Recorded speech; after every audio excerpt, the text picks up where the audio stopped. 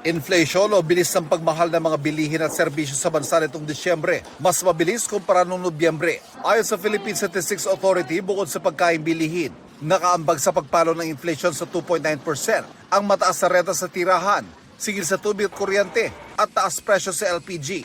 3.2% naman ang inflation rate sa buong 2024, na ayon sa PSA ay pasok sa target na 2 to 4% at mas mababa kaysa sa 6% sa buong 2023. Maximum na suggested retail price sa bigas, pag-uusapan ng Department of Agriculture stakeholders. Bunso nito ng pag-akyat sa mahigit 60 pesos ang presyo ng special at premium imported rice na masyado raw mahal ayon sa DA at ilang grupo.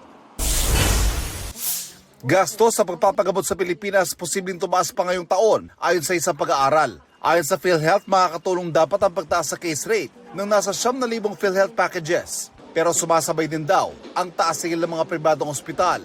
Kaya pinag-aaralan daw nilang magtakda ng ceiling price na pwedeng sigilin ng pribadong ospital. Ivan Mary na nagbabalita para sa GMA Integrated News. Huwag magpahuli sa mga balitang dapat niyong malaman. Mag-subscribe na sa GMA Integrated News sa YouTube.